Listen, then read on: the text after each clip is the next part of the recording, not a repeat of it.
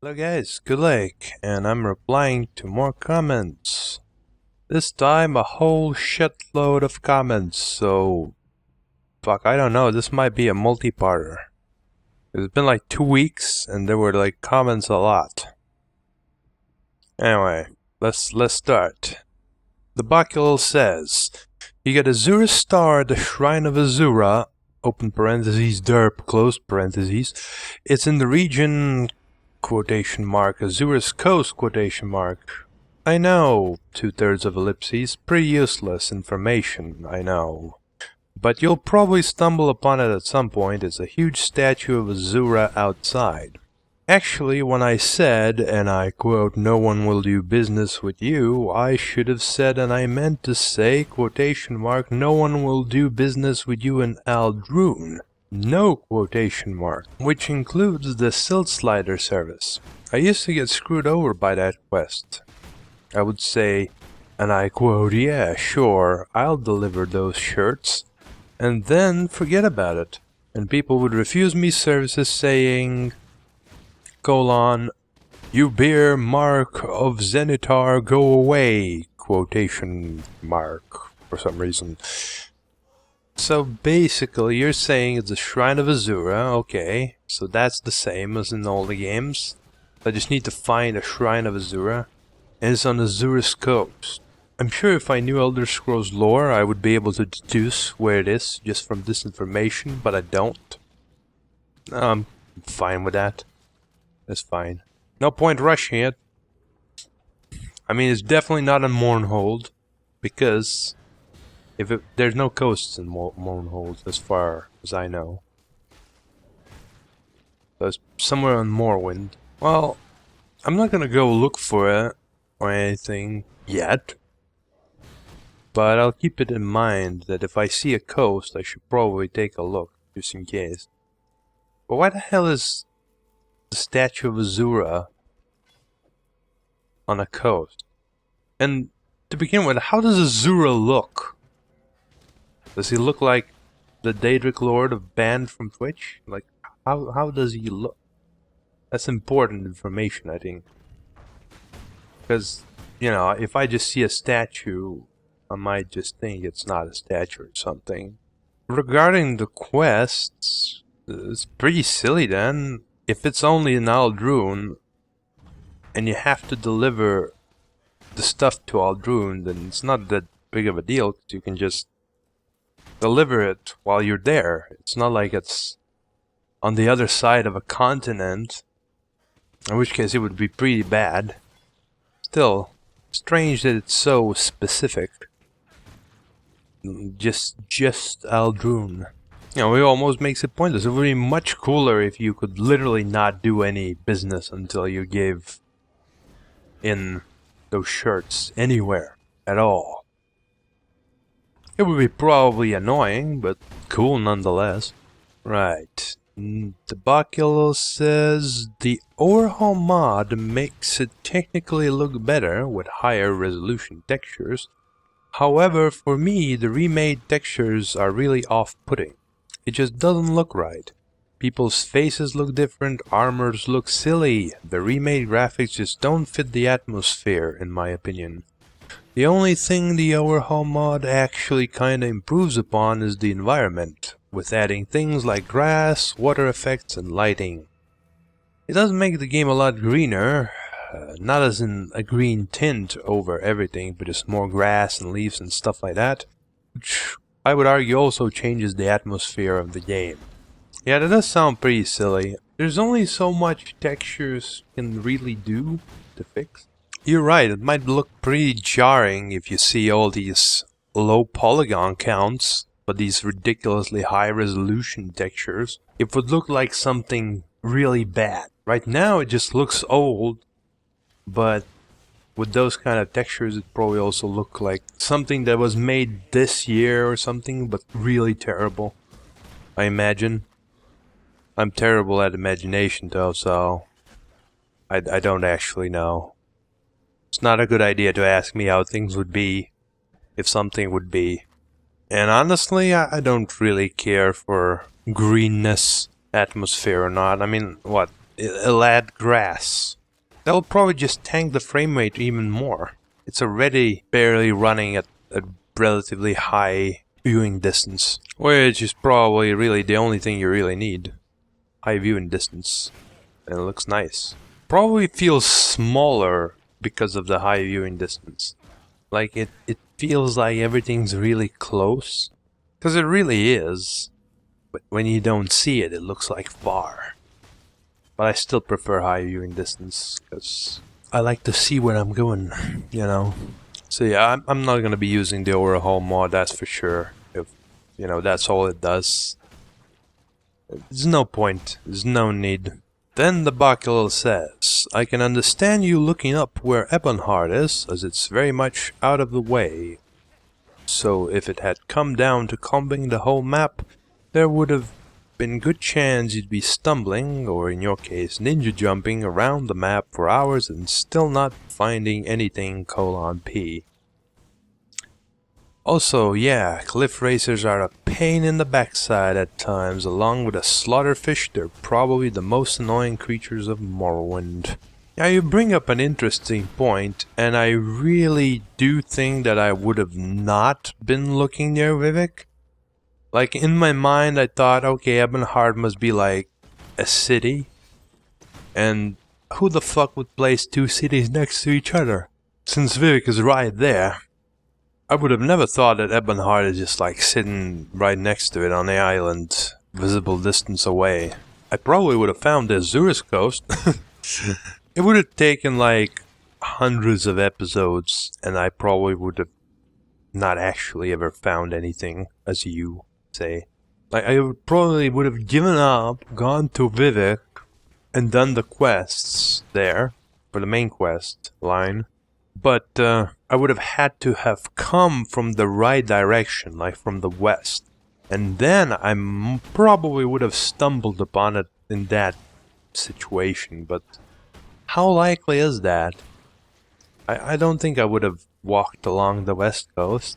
Again, unless I was looking for Azura's place, which I doubt is like right on the west coast somewhere. Because obviously I would have gone somewhere on the east coast, because that's the most unexplored area. So I probably would have covered a huge amount of the coast before getting to that place. Therefore, I probably would have already found it and would have just gone back to Vivek by teleportation or something. I agree about the slaughterfish. They are fucking annoying, even if only because they can stun you when they hit you. Like, they don't even do that much damage. Why can they stun me? They're just fish. At least you can completely avoid slaughterfish with water walking potions though. That's a good thing. TheBokkelul says then, I assume I had already watched these videos, but I don't see any comments by me, so maybe not. Might be that I kept putting it off and forgot about. Or since I watched about 2 or 3 different Let's Plays of this game, he's referring to Beyond Good and Evil, by the way, along with playing this game multiple times myself when I was about 16 years old, I might have just been burned out on this game, P. Anyway, I've got plenty of time to make up for that at the moment. Let's do this, yeah! In caps. Exclamation point. This was made on the pilot video, wasn't it? No, it wasn't the first. You didn't watch the pilot? The pilot was awesome. I used to do pilot videos. Well, I've done like 2 of them, and then I stopped, because the reason I did them was because I wasn't sure that, you know, the game would record properly. So I would do a test. But I've kind of not been doing that, because I've not like been playing any old games or anything. And this PC usually doesn't have any problems. It's strange, but yeah, that's how it is. Anyway, those pilot episodes would be just like short montages from the session. I like the Postal 2 one. That was pretty cool, if I remember it correctly. And I'm not sure I remember it correctly because it's been like over 2 years ago, I think. So, yeah. Alright, next comment by TheBokkelul. I've Just been looking at a few parts, reading some of the long-forgotten comments, and man, now I really want to play The Witcher again. Might be interesting as well, with The Witcher 3 coming out somewhat soonish. This was on part 15 of The Witcher 1. I don't know, man. I've never really had this, great urge to play The Witcher. I just wanted to finish it because I wanted to know the story. Very few games do that for me, where, yeah, I want to finish it because I want to know the story. The Witcher was cool enough that I wanted to do that. Sure, I mentioned this multiple times in the LP itself, but I played the first chapter back on my shitty PC, and multiple times, and I never got past a certain point because it would just play terrible. It would run at sub 20 FPS or something. But anyway, I'm pretty sure The Witcher 3 will be vastly different from The Witcher. It's probably gonna be slightly different even from The Witcher 2, which is already vastly different from The Witcher.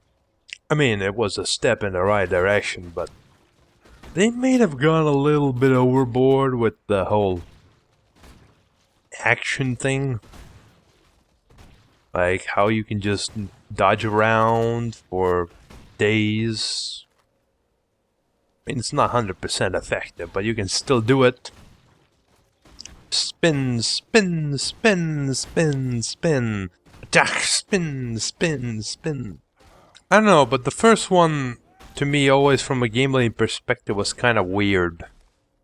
It's kind of like an action RPG, but not really, like a normal one, more so. It's this, this weird combination. Basically, what I'm trying to say, I probably wouldn't play The Witcher again just to replay it before The Witcher 3. I'm not even sure I'm gonna finish The Witcher 2 before The Witcher 3 comes out. I really need to get back to that. I probably will. I'm just on a roll of Morrowind right now. But who knows how long will that last. It's not forever, that's for sure. Next comment by TheBokkelul. Loads of water walking potions. Hey, if/when you ever get to it, you'd love what you can do with enchanting in this game, P. You can literally use any spell in game and make a constant effect enchantment out of it. For example, constant effect levitate / water walking / shield / chameleon / jump / slow fall / resist magic / water breathing. The options are open parentheses, figuratively close parentheses, limitless, :D. There's no rush in it though. Potions are really good on their own anyway. Besides, using potions instead of magic does seem more ninja-like. Too bad you cannot poison your weapons. You can make poisons, but you can only drink them, 2/3 of ellipses. Which I do know might be useful for some kind of ritualistic sacrifice or something. Also, now you have alchemy at 100, you might have noticed why cheap and bargain healing potions barely heal you, P. Standard quality and higher is actually good at healing. The reason I made water walking potions is actually because that's pretty much what I noticed on the alchemy shop. I noticed that, you can buy 2 really cheap ingredients and make a water walking potion out of it. So okay. Fuck it, let's just make those.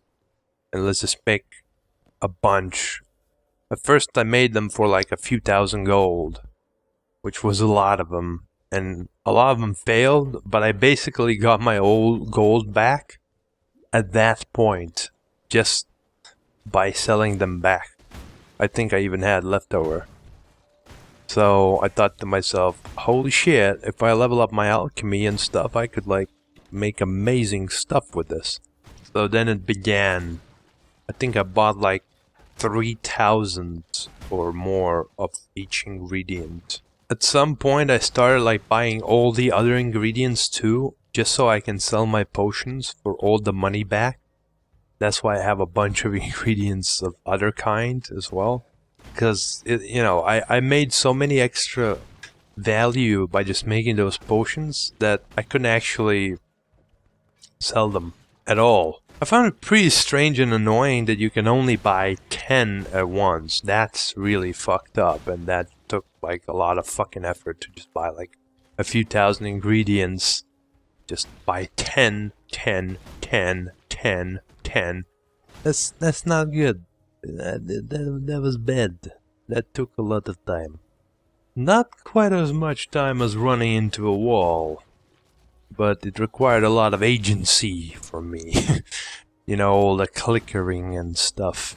Now, the reason I'm not doing enchanting, I'm sure I mentioned this, is because I don't want to mess with the normal soul gems. It's a pain in the ass. I don't want to like carry a bunch of soul gems, start trapping things, etc. I just want to have Azura star.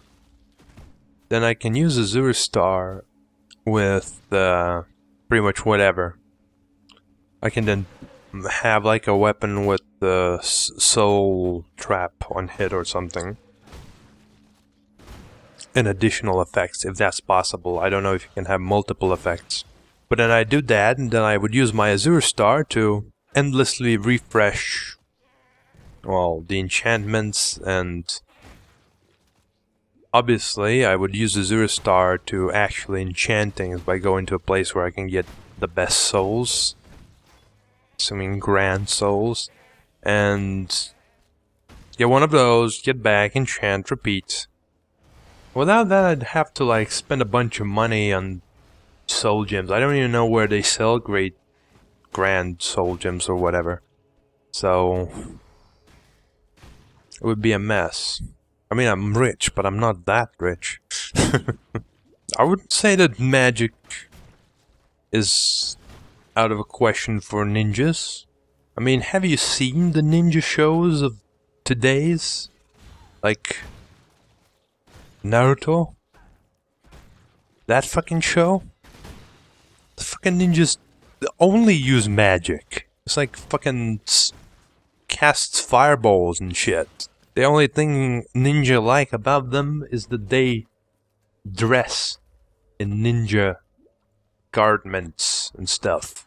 But you know, if that's what passes as a ninja, then enchanting can also pass for a ninja. Also, the fact that you can't poison weapons is pretty stupid. You should at least be able to poison like arrows or something. There's probably a mod that can do it for you. But whatever, I don't care too much for mods. I'll be fine. And yes, I did notice that now pretty much every item I can see what they do. It's amazing. It's also pretty funny that even by drinking the potions I couldn't see how much health they actually gave me. That's pretty silly, but yeah.